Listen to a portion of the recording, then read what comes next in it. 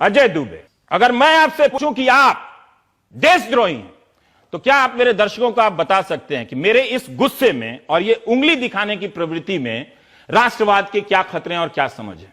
अगर आप मुझसे ये पूछेंगे तो मैं हंस दूंगा। आप हंस देंगे? मैं हंस दूंगा क्योंकि भारत का जो राष्ट्रवाद है वो नहीं है जो जर्मनी में था, जहां पे यहूदियों को भट्टी में झोंक दिया गया था।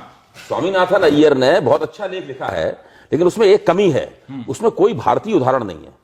और वो कमी मैं पूरी किए देता हूं। जब हिंदुस्तान में 1942 में कांग्रेस ने भारत छोड़ो आंदोलन की अपील की, तो उस वक्त अंबेडकर भारत छोड़ो आंदोलन के खिलाफ थे। वो तो ब्रिटिश सरकार के अंग थे।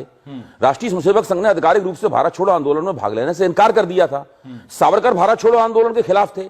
कम्युनिस्ट पार्टी भी भारत छोड़ो आंदोलन के खिलाफ थी। लेकिन क्या गांधी जी ने उस वक्त, जबकि भारतीय राष्ट्रवाद की अभिव्यक्ति, राजनीतिक अभिव्यक्ति अपने चरम पे थी और भारतीय आजादी के लिए संघर्ष हो रहा था, इनमें से किसी को देश का गद्दार कहा? इसमें किसी को राष्ट्र विरोधी कहा?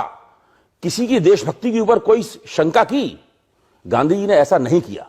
ये सब लोग स्थायी रूप से कांग्रेस के कांग्रेस, मैं ये कहता हूं गांधी जी इतने बड़े नेता उस वक्त भी थे, और मैं तो कहता हूं अपने देहांत के बाद आज भी इतने बड़े नेता हैं, सब लोग उनकी नाम की संवई भरते हैं।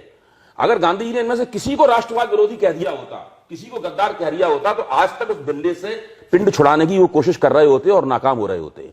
आरएसएस कितना भी हिंदू हिंदू कहता रहता, लेकिन गांधी जी द्वारा लगाए गए उस आरोप से बचना और उससे अपने आप की हिफाजत करना उसके लिए बहुत मुश्किल हो जाता। अब मैं एक दूसरा उदाहरण देता हूं। जब हिंदुस्तान आजाद हुआ, हिंदुस्तान आजाद हुआ, तो उधर तो जवाहरलाल नेहरू भाग्य के साथ मुलाकात का भाषण दे रहे थे आधी रात को, और इधर हिंदुस्तान के कई हिस्सों में समाजवादी और दूसरी विचारधारा के लोग नारे लगाकर जुलूस निकाल रहे थे कि यह आजादी झूठी है। उनको भी कभी राष्ट्रवाद विरोधी नहीं कहा गया, उनको भी भारत की आजादी का विरोधी नहीं कहा गया। तो भारतीय राष्ट्रवाद इस तरीके से बना है। इसका उदाहरण लोग नहीं दिया।